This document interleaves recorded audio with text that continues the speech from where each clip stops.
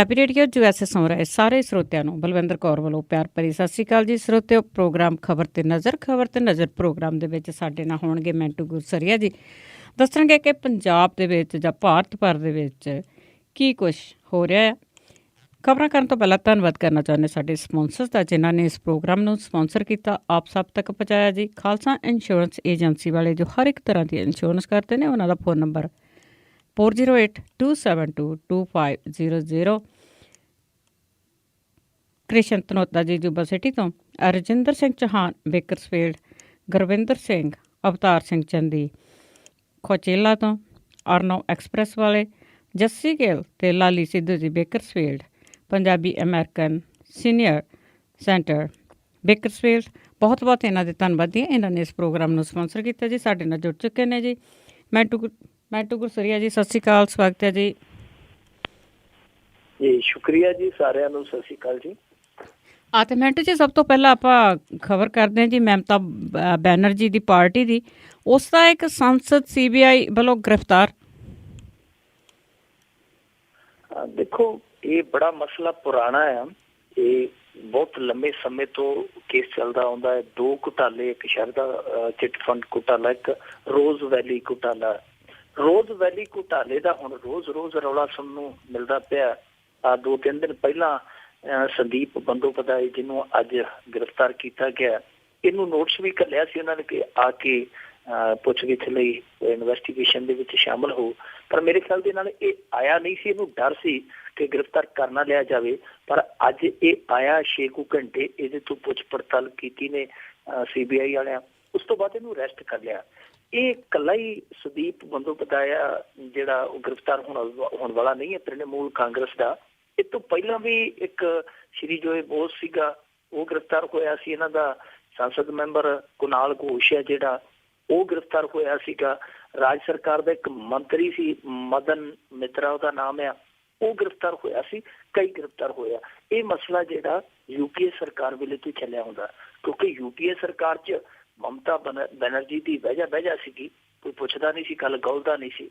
ਪਰ ਹੁਣ ਹਾਲਾਤ ਤੇ ਹੁਣ ਸਮੀਕਰਨ ਜਿਹੜੇ ਉਹ ਬਦਲ ਗਏ ਆ ਦੋਵੇਂ। ਖਾਸ ਤੌਰ ਤੇ ਨੋਟਬੰਦੀ ਤੋਂ ਬਾਅਦ ਜਿਸ ਤਰ੍ਹਾਂ ਆਡਾ ਲੱਗਾ ਮਮਤਾ ਬੈਨਰਜੀ ਦਾ ਤੇ ਕੇਂਦਰ ਸਰਕਾਰ ਦਾ, ਉਹਦੇ ਚੋਂ ਇਹ ਦੀਦਾ ਸੀਗਾ, ਸੰਕੇਤ ਸੀ ਕਿ ਕੁਛ ਨਾ ਕੁਛ ਇਹੋ ਜਿਹਾ ਵਾਪਰੇਗਾ ਜ਼ਰੂਰ ਕਿ ਜਿਹੜਾ ਆਉਣ ਵਾਲੇ ਦਿਨਾਂ 'ਚ ਮਮਤਾ ਬੈਨਰਜੀ ਦੀਆਂ ਮੁਸ਼ਕਿਲਾਂ ਵਧਾਏਗਾ। ਸੋ ਉਹ ਲਗਾਤਾਰ ਮੁਸ਼ਕਿਲਾਂ ਵੱਧਦੀਆਂ ਜਾਂਦੀਆਂ। ਦੇਖੋ, ਇਸ ਮਸਲੇ ਦੇ ਵਿੱਚ ਜੇ ਆਪਾਂ ਕਹੀਏ ਕਿ ਮਮਤਾ ਬੈਨਰਜੀ ਦੇ ਇਹ ਜਿਹੜੇ ਸਾਂਸਦ ਆ ਉਹ ਦੁੱਧ ਧੋਤੇ ਆ ਤੇ ਝੂਠ ਆ, ਕਿਉਂਕਿ ਇਹਨਾਂ ਨੇ ਬਹੁਤ ਵੱਡੇ ਪੱਧਰ ਤੇ ਇਹੋ ਜਿਹਾ ਕਾਲਾ ਬਾਲਾ ਕੀਤਾ, ਗੜਬੜ ਚਾਲਾ ਕੀਤਾ, ਜਿਹੜਾ ਕਿ ਬਹੁਤ ਵੱਡੇ ਪੱਧਰ ਤੇ ਹੋਇਆ। ਇਹ ਕੋਈ ਛੋਟਾ ਮੋਟਾ ਗੜਬੜ ਚਾਲਾ ਨਹੀਂ ਸੀ। ਇਹਨੂੰ ਤੇ ਕਈ ਲੋਕ ਕਹਿੰਦੇ ਆ ਕਿ ਇਹ ਘੁਟਾਲਾ ਜਿਹੜਾ ਸਾਰੇ ਘੁਟਾਲਿਆਂ ਦੀ ਮਾਂ ਸੀ, ਜਾਂ ਕਹਿ ਲਓ ਸਾਰੇ ਘੁਟਾਲਿਆਂ ਦਾ ਪਿਓ ਆ। ਦੂਜੇ ਪਾਸੇ ਇਹਦੇ ਵਿੱਚ ਉਹ ਵੀ ਬੰਦਾ ਜਿਹੜਾ ਕਹਿੰਦਾ ਸੀਗਾ ਜੀ ਕਿ ਨੋਟਬੰਦੀ ਹੈ ਜਿਹੜੀ ਸਭ ਤੋਂ ਵੱਡਾ ਧਾਂਦਲੀ ਹੈ, ਨੋਟਬੰਦੀ ਸਭ ਤੋਂ ਵੱਡਾ ਸਕੈਮ ਆ, ਉਹਦਾ ਮੁੰਡਾ ਵੀ ਇਹਦੇ ਵਿੱਚ ਕਿਤੇ ਨਾ ਕਿਤੇ ਜੁੜਦਾ ਜਾ ਕੇ ਅੱਗੇ। ਪਰ ਉਹ ਹਾਲੇ ਤੱਕ ਸਿਕੰਜੇ 'ਚ ਨਹੀਂ ਆਇਆ ਇਸ ਮਸਲੇ ਤੇ। ਪਰ ਇਹ ਮਮਤਾ ਬੈਨਰਜੀ ਕਿਉਂਕਿ ਨੋਟਬੰਦੀ ਤੋਂ ਬਾਅਦ ਖੁੱਲ੍ਹ ਕੇ ਵਿਰੋਧਤਾ ਦੇ ਵਿੱਚ ਖੜੀ, ਹੁਣ ਇਹਦੇ ਸਾਹਮਣੇ ਮੁਸ਼ਕਿਲਾਂ ਇਹੋ ਜਿਹੀਆਂ ਖੜੀਆਂ ਕੀਤੀਆਂ ਜਾ ਰਹੀਆਂ। ਮਸਲਾ ਇਹ ਹੈ ਕਿ ਇੰਨਾ ਚਿਰ ਤੱਕ ਇਹ ਮਸਲਾ ਜਿਹੜਾ ਉਹ ਇਸੇ ਤਰ੍ਹਾਂ ਸਿਆਸੀ ਗਲਿਆਰਿਆਂ ਦੇ ਵਿੱਚ ਘੁੰਮਦਾ ਰਿਹਾ, ਕਦੇ ਇੱਧਰ ਕਦੇ ਇੱਧਰ, ਕਿਸੇ ਵੀ ਨਹੀਂ ਲੱਗਾ, ਕਿਸੇ ਵੀ ਤਨ ਪਤਾ ਨਹੀਂ ਲੱਗਾ। ਪਰ ਜਿਵੇਂ ਹੀ ਸਰਕਾਰ ਨੂੰ ਜਾਪਿਆ, ਕੇਂਦਰ ਸਰਕਾਰ ਨੂੰ ਜਾਪਿਆ ਕਿ ਮਮਤਾ ਬੈਨਰਜੀ ਸਾਡੇ ਪੈਰਾਂ ਦੇ ਅੱਗੇ ਕੰਡੇ ਵਿਛਾਉਂਦੀ ਹੈ, ਤੇ ਉਹਨਾਂ ਨੇ ਫਿਰ ਉਹਦੇ ਰਾਹਾਂ 'ਚ ਇਹ ਵੱਡੀਆਂ ਸੂਰਾਂ ਸੁੱਟਣੀਆਂ ਸ਼ੁਰੂ ਕਰ ਦਿੱਤੀਆਂ। ਇਸ ਤੋਂ ਪਤਾ ਇਹ ਲੱਗਦਾ ਹੈ ਕਿ ਜਿਹੜੀ CBI ਹੈ ਉਹ ਆਪਣੇ ਪੱਧਰ ਤੇ ਆਜ਼ਾਦਾਨਾ ਢੰਗ ਦੇ ਨਾਲ ਕਾਰਵਾਈ ਨਹੀਂ ਕਰਦੀ। ਜਿਸ ਤਰ੍ਹਾਂ ਇਹ ਜਾਪ ਰਿਹਾ ਕਿ ਮਮਤਾ ਬੈਨਰਜੀ ਹੋਈ, ਬੀਬੀ ਮਾਇਆਵਤੀ ਹੋਈ, ਜਾਂ P ਚਿਦੰਬਰਮ ਹੋਇਆ, ਇਹਨਾਂ ਸਾਰਿਆਂ ਨੂੰ ਇਸ ਤਰੀਕੇ ਨਾਲ ਜਿਹੜਾ ਘੇਰਾ ਪਾਇਆ ਜਾ ਰਿਹਾ, ਜਿਹੜਾ ਇਹਨਾਂ ਦੇ ਕਾਫੀਏ ਕੱਸੇ ਜਾ ਰਿਹਾ, ਉਹ ਤੋਂ ਕਿਤੇ ਨਾ ਕਿਤੇ CBI ਤੇ ਕੇਂਦਰ ਦੋਹਾਂ ਦੀ ਜੋ ਹੈ ਉਹ ਇੱਕ ਵਾਰੀ ਫੇਰ ਸਵਾਲਾਂ ਦੇ ਕਟਹਿਰੇ 'ਚ ਖੜੀ ਹੁੰਦੀ ਹੈ ਕਿ ਇਹ ਸਭ ਤੋਂ ਵੱਡੀ ਜਿਹੜੀ ਪੜਤਾਲੀ ਏਜੰਸੀ ਜਿਹਦੇ ਬਾਰੇ ਸੁਪਰੀਮ ਕੋਰਟ ਕਹਿੰਦੀ ਸੀ ਕਿ ਪਿੰਜਰੇ ਦਾ ਤੋਤਾ ਹੈ, ਉਹ ਪਿੰਜਰੇ ਦਾ ਤੋਤਾ ਹਾਲੇ ਵੀ ਆਜ਼ਾਦ ਨਹੀਂ ਹੋਇਆ। ਇੱਕ ਟਾਈਮਿੰਗ ਨੂੰ ਲੈ ਕੇ ਸਵਾਲ ਖੜੇ ਹੋ ਰਹੇ ਆ। ਇਹ ਟਾਈਮਿੰਗ ਜਿਹੜੀ ਕਿ ਹੁਣ ਅਮਲ 'ਚ ਲਿਆਂਦੀ ਜਾ ਰਹੀ ਹੈ, ਇਹ ਉਸ ਵੇਲੇ ਹੀ ਕਿਉਂ ਆਈ ਜਦੋਂ ਨੋਟਬੰਦੀ ਦਾ ਵਿਰੋਧ ਹੋਇਆ, ਜਦੋਂ ਮਮਤਾ ਬੈਨਰਜੀ ਆਡੇ ਲੈ ਰਹੀ ਹੈ ਕੇਂਦਰ ਸਰਕਾਰ ਦੇ ਨਾਲ। ਇਹ ਬਹੁਤ ਪਹਿਲਾਂ ਹੋ ਜਾਣਾ ਚਾਹੀਦਾ ਸੀ। ਹੁਣ ਤੱਕ ਤੇ ਇਹਦੇ ਦੋਸ਼ੀਆਂ ਨੂੰ, ਜਿਨ੍ਹਾਂ ਨੇ ਮਲਾਈ ਖਾਧੀ ਹੈ, ਉਹਨਾਂ ਨੂੰ ਸਜ਼ਾ ਹੋ ਜਾਣੀ ਚਾਹੀਦੀ ਸੀ, ਪਰ ਇਹ ਤੇ ਹਾਲੇ ਹਜੇ ਉਹਨਾਂ ਨੂੰ ਫੜਦੇ ਫਿਰਦੇ ਆ। ਬਿਲਕੁਲ ਜੀ, ਹਜੇ ਵੀ ਬਹੁਤ ਸਾਰੇ ਜਿਹੜੇ ਸਾਂਸਦ ਆ ਜਿਨ੍ਹਾਂ ਨੇ ਇਸ ਤਰ੍ਹਾਂ ਦੀਆਂ ਧਾਂਦਲੀਆਂ ਕੀਤੀਆਂ, ਪਰ ਗੱਲ ਉਹ ਆ ਕਿ ਮੋਦੀ ਦੇ ਖਿਲਾਫ ਬੋਲ ਕੌਣ ਸਕਦਾ। ਤੇ ਅੱਗੇ ਆਪਾਂ ਗੱਲ ਕਰਦੇ ਆ, RBI ਦਾ ਐਲਾਨ 40% ਕੈਸ਼ ਪਿੰਡਾਂ ਵਿੱਚ ਜਾਵੇਗਾ। ਅੱਜ ਤੈਨੂੰ ਕਿਵੇਂ ਅਚਾਨਕ ਆ ਗਈ ਸਾਡੀ ਯਾਦ ਗਰੀਬਾਂ ਦੀ? ਪਿੰਡਾਂ ਵਾਲੇ ਕਹਿੰਦੇ ਹੁੰਦੇ ਕਿ RBI ਨੂੰ ਅੱਜ ਗਰੀਬਾਂ ਦੀ ਯਾਦ ਕਿਵੇਂ ਆਏਗੀ ਅਚਨਚੇਤੀ? ਕਿਉਂਕਿ ਪਿੰਡਾਂ ਦੇ ਵਿੱਚ ਲੋਕ ਕਿਹੜਾ ਵੱਸਦੇ ਆ, ਪਿੰਡਾਂ ਦੇ ਵਿੱਚ ਜਿਹੜੇ ਲੋਕ ਵੱਸਦੇ ਉਹਨਾਂ ਦਾ ਢਿੱਡ ਲੱਗੇ ਆ, ਉਹਨਾਂ ਦੀ ਮੁਸ਼ਕਲ ਤੇ ਕਿਸੇ ਨੇ ਪੁੱਛੀ ਹੀ ਨਹੀਂ। ਸ਼ਹਿਰਾਂ ਦੇ ਵਿੱਚ ਹੀ ਮੀਡੀਆ ਵਾਲਿਆਂ ਦੇ ਕੈਮਰੇ ਘੁੰਮਦੇ ਰਹੇ, ਸ਼ਹਿਰਾਂ ਦੇ ਵਿੱਚ ਹੀ ਆਂਕਲਨ, ਸ਼ਹਿਰਾਂ ਦੇ ਵਿੱਚ ਹੀ ਸਰਵੇ, ਸਾਰਾ ਕੁਛ ਸ਼ਹਿਰਾਂ ਦੇ ਵਿੱਚ ਹੀ ਹੋਇਆ। ਪੇਂਡੂ ਜ਼ਿੰਦਗੀ ਨੂੰ ਕਿਸੇ ਨੇ ਨਾ ਵੇਖਿਆ, ਨਾ ਲੋਕਾਂ ਨੂੰ ਵਿਖਾਇਆ ਕਿ ਇਹ ਦਿਹਾਤ ਦੇ ਵਿੱਚ ਲੋਕ ਕਿਸ ਤਰ੍ਹਾਂ ਟਾਈਮ ਪਾਸ ਕਰਦੇ ਆ। ਮੈਂ ਪੜ੍ਹਦਾ ਪਿਆ ਸਾਂ, ਝਾਰਖੰਡ ਦੇ ਵਿੱਚ ਇੱਕ ATM ਸੀ ਜਿਹਦੇ ਆਲੇ ਦੁਆਲਿਓਂ 20-30 ਮੀਲ ਤੋਂ ਲੋਕ ਆ ਕੇ ਉੱਥੇ ਕਈ ਰਾਤਾਂ ਗੁਜ਼ਾਰਦੇ, ਕਈ ਦਿਨਾਂ ਬਾਅਦ ਉਹਨਾਂ ਨੂੰ ਕਿਤੇ 2000 ਦਾ ਨੋਟ ਜਾਂ 500 ਦਾ ਨੋਟ ਹੈ ਜਿਹੜਾ ਉਹ ਮੂੰਹ ਖਾਲੀ ਦਿੰਦਾ ਆਪਦੀ, ਨਹੀਂ ਤੇ ਉਹ ਉਸੇ ਤਰ੍ਹਾਂ ਕਈ ਦਿਨ ਕਈ ਰਾਤਾਂ ਭੁੱਖਿਆ ਬਹਿ ਕੇ ਮੁੜ ਜਾਂਦੇ। ਇਸ ਤਰ੍ਹਾਂ ਦੇ ਹੋਰ ਵੀ ਇਲਾਕੇ ਆ, ਹੋਰ ਵੀ ਬਹੁਤ ਸਾਰੇ ਪਛੜੇ ਇਲਾਕੇ ਆ ਜਿਨ੍ਹਾਂ ਦੇ ਵਿੱਚ ਇਹੋ ਜਿਹੀਆਂ ਮੁਸ਼ਕਿਲਾਂ ਲੋਕਾਂ ਦੇ ਦਰਪੇਸ਼ ਆਈਆਂ। ਪਰ RBI ਨੂੰ ਸੁਰਤ ਆਈ ਆ 55-56 ਦਿਨ ਬੀਤ ਜਾਣ ਦੇ ਬਾਅਦ। ਅੱਜ ਉਹਨਾਂ ਨੇ ਕਿਹਾ ਕਿ ਜਿਹੜੇ RBI ਦੇ ਚੈਸਟ ਹੈ, ਜਿਵੇਂ ਕਿ RBI ਦੇ ਚੈਸਟ ਬਣੇ ਹੁੰਦੇ ਆ ਸ਼ਹਿਰਾਂ ਦੇ ਵਿੱਚ, ਕਿ RBI ਤੋਂ ਜਦੋਂ ਕੈਸ਼ ਨਿਕਲਦਾ, ਸਰਮਾਇਆ ਨਿਕਲਦਾ, ਪਹਿਲਾਂ ਉਹਨਾਂ ਚੈਸਟਾਂ ਦੇ ਵਿੱਚ ਜਾਂਦਾ, ਚੈਸਟਾਂ ਤੋਂ ਗਾਂ ਫਿਰ ਬੈਂਕਾਂ ਨੂੰ ਜਿਹੜਾ ਅਲਾਟ ਹੋਇਆ ਹੁੰਦਾ ਉੱਥੋਂ ਤੱਕ ਪਹੁੰਚਦਾ। ਉਹਨਾਂ ਕਿਹਾ ਕਿ ਚੈਸਟਾਂ ਦੇ ਵਿੱਚੋਂ ਜਿਹੜਾ ਕੈਸ਼ ਨਿਕਲੇਗਾ 40% ਉਹ ਪਿੰਡਾਂ ਦੇ ਜਿਹੜੇ ਬੈਂਕ ਆ, ਬ੍ਰਾਂਚਾਂ, ਉੱਥੇ ਪਹੁੰਚੇਗਾ। ਇਹ ਫੈਸਲਾ ਚੰਗਾ ਕਿ ਪਿੰਡਾਂ ਦੇ ਵਿੱਚ ਕੈਸ਼ ਜਾਵੇ, ਪੇਂਡੂ ਜ਼ਿੰਦਗੀ ਹੈ ਜਿਹੜੀ ਥੋੜ੍ਹੀ ਉਹ ਵੀ ਲੀਹ ਤੇ ਆਵੇ, ਕਿਉਂਕਿ ਸਾਡਾ ਮੁਲਕ ਹੈ ਜਿਹੜਾ ਉਹ ਅਸਲ ਦੇ ਵਿੱਚ ਵੱਸਦਾ ਹੀ ਕਹੀਏ ਤਾਂ ਪਿੰਡਾਂ ਦੇ ਵਿੱਚ, ਦਿਹਾਤ ਦੇ ਵਿੱਚ ਆ, ਤੇ ਉਹ ਦਿਹਾਤੀਆਂ ਨੂੰ ਇਹਨਾਂ ਨੇ ਨਜ਼ਰਅੰਦਾਜ਼ ਕੀਤਾ ਸੀ। ਥੋੜ੍ਹੀ ਜ਼ਿੰਦਗੀ ਹੈ ਜਿਹੜੀ ਸੁਖਾਲੀ ਹੋਏਗੀ। ਪਰ ਇੱਥੇ ਵੀ ਇੱਕ ਸਵਾਲ ਖੜਾ ਹੁੰਦਾ ਕਿ ਜੇ ਸ਼ਹਿਰ ਦੇ ਵਿੱਚ ਬੈਂਕ ਮੈਨੇਜਰ ਖੇਡਾਂ ਖੇਡ ਸਕਦੇ ਆ, ਧਾਂਦਲੀਆਂ ਕਰ ਸਕਦੇ ਆ, ਸ਼ਹਿਰਾਂ ਦੇ ਵਿੱਚ ਪਿਛਲੀ ਖਿੜਕੀ ਤੋਂ ਕੈਸ਼ ਜਿਹੜਾ ਫੜਾ ਕੇ ਲੋਕਾਂ ਨੂੰ, ਵੱਡੇ ਲੋਕਾਂ ਨੂੰ ਨਿਹਾਲ ਕੀਤਾ ਜਾ ਸਕਦਾ, ਤੇ ਪਿੰਡਾਂ ਦੇ ਵਿੱਚ ਵੀ ਤੇ ਇਹੋ ਜਿਹੇ ਲੋਕ ਬੈਠੇ ਆ, ਜ਼ਿਮੀਂਦਾਰ ਬੈਠੇ ਆ, ਸਰਪੰਚ ਬੈਠੇ ਆ, ਵੱਡੇ ਧੰਨਾ ਸੇਠ ਬੈਠੇ ਆ, ਸਾਡੇ ਇੱਥੇ ਪੰਜਾਬ ਦੇ ਵਿੱਚ ਜਥੇਦਾਰ ਬੈਠੇ ਆ, ਹੋਰ ਵੀ ਕਈ ਇਸ ਕਿਸਮ ਦੇ ਲੋਕ ਬੈਠੇ ਆ ਜਿਹੜੇ ਰਸੂਖਦਾਰ ਕਹਿ ਜਾ ਸਕਦੇ ਆ, ਜਿਹੜੇ ਬਾਹੂਬਲੀ ਕਿਹਾ ਜਾ ਸਕਦਾ ਜਿਨ੍ਹਾਂ ਨੂੰ। ਤੇ ਫਿਰ ਉਹਨਾਂ ਦੀ ਪਹੁੰਚ ਹੈ ਜਿਹੜੀ ਉਹ ਪਿੰਡਾਂ ਦੇ ਬ੍ਰਾਂਚਾਂ ਤੇ ਬਹੁਤ ਧੱਕੜਸ਼ਾਹੀ ਹੈ। ਤਾਂ ਫਿਰ ਉਹ ਧੱਕੜਸ਼ਾਹੀ ਦੇ ਜ਼ਰੀਏ ਇਹ ਆਸਾਨੀ ਦੇ ਨਾਲ ਆਪਣਾ ਜਿਹੜਾ ਕੰਮਕਾਰ ਹੈ ਉਹ ਕਢਾ ਲੈਣਗੇ। ਇੱਥੇ ਹੁਣ ਇਹ ਨਹੀਂ ਇਕੱਲਾ ਕਿ ਕੈਸ਼ ਭੇਜਦਾ, ਨਿਗਰਾਨੀ ਵੀ ਰੱਖਣ ਦੀ ਜ਼ਰੂਰਤ ਹੈ ਕਿ ਪਾਰਦਰਸ਼ੀ ਢੰਗ ਦੇ ਨਾਲ ਉਹ ਕੈਸ਼ ਹੈ ਜਿਹੜਾ ਅੱਗੇ ਲੋਕਾਂ ਤੱਕ ਪਹੁੰਚ ਸਕੇ, ਤਾਂ ਕਿ ਦਿਹਾਤੀ ਜ਼ਿੰਦਗੀ ਹੈ ਜਿਹੜੀ ਉਹ ਵੀ ਹੌਲੀ ਨਾਰਮਲ ਪੋਜੀਸ਼ਨ ਦੇ ਵਿੱਚ ਆਵੇ, ਨਾਰਮਲ ਪ੍ਰਕਿਰਿਆ ਦੇ ਵਿੱਚ ਆਵੇ, ਤਾਂ ਕਿ ਇਸ ਸਮਾਜ ਦੇ ਵਿੱਚ ਬੈਲੈਂਸ ਰਿਹਾ ਜਾ ਸਕੇ, ਬੈਲੈਂਸ ਕਾਇਮ ਰੱਖਿਆ ਜਾ ਸਕੇ ਸ਼ਹਿਰੀ ਤੇ ਪੇਂਡੂ ਜ਼ਿੰਦਗੀ ਦੇ ਦਰਮਿਆਨ। ਇਹ ਨਹੀਂ ਕਿ ਸਾਰਾ ਜ਼ੋਰ ਤੁਸੀਂ ਸ਼ਹਿਰੀ ਜ਼ਿੰਦਗੀ ਤੇ ਲਾ ਦਿਓ। ਸ਼ਹਿਰੀ ਜ਼ਿੰਦਗੀ ਪਟੜੀ ਤੇ ਲਿਆਉਣੀ ਜ਼ਰੂਰੀ ਹੈ, ਪਰ ਪੇਂਡੂਆਂ ਦੀ ਜ਼ਿੰਦਗੀ ਜਿਹੜੀ ਉਹਦੇ ਨਾਲ ਮਿਲਾਉਣੀ ਬਹੁਤ ਲਾਜ਼ਮੀ ਹੈ। ਇਸ ਕਰਕੇ ਕੋਸ਼ਿਸ਼ ਤੇ ਕੀਤੀ ਹੈ, ਪਰ ਕੋਸ਼ਿਸ਼ ਦੇ ਨਾਲ ਕਈ ਸਵਾਲ ਆ ਕਿ ਇਹ ਜਿਹੜੇ ਬ੍ਰਾਂਚਾਂ ਨੇ ਬੈਂਕਾਂ ਦੀਆਂ, ਜਿਹੜੇ ਬੈਂਕ ਪਿੰਡਾਂ ਦੇ ਵਿੱਚ ਆ, ਇਹ ਕੀ ਸਾਰੇ ਪਿੰਡਾਂ ਤੱਕ ਇਹ ਕੈਸ਼ ਹੈ ਜਿਹੜਾ ਮੁਹੱਈਆ ਕਰਵਾ ਸਕਣਗੇ? ਕਿਉਂਕਿ ਬਹੁਤੇ ਪਿੰਡਾਂ ਦੇ ਵਿੱਚ ਬ੍ਰਾਂਚਾਂ ਨਹੀਂ, ਪਰ ਉਹ ਵੇਖਣਾ ਹੋਏਗਾ ਕਿ ਹੌਲੀ ਕਿੰਨੀ ਜਲਦੀ ਪਿੰਡਾਂ ਦੇ ਵਿੱਚ ਕੈਸ਼ ਪਹੁੰਚਦਾ, ਕਿੰਨੀ ਜਲਦੀ ਉਹ ਪੇਂਡੂ ਅਰਥ ਵਿਵਸਥਾ ਜਿਹੜੀ ਮੁੜ ਬਹਾਲ ਹੁੰਦੀ ਹੈ। ਪਰ ਦੂਜੇ ਪਾਸੇ RBI ਹੈ ਕੁਝ ਇਹੋ ਜਿਹੇ ਕੰਮ ਕਰਦਾ, ਇਹੋ ਜਿਹੇ ਕਦਮ ਚੁੱਕਦਾ ਜਿਹਦੇ ਨਾਲ ਇਸ ਤਰ੍ਹਾਂ ਜਾਪਦਾ ਕਿ ਕਾਹਲੀ ਦੇ ਵਿੱਚ ਬਿਨਾਂ ਤਿਆਰੀ ਦੇ ਅੱਧੇ ਅਧੂਰੇ ਮਨ ਦੇ ਨਾਲ ਇਹ ਕੰਮ ਕਰਦਾ ਹੈ।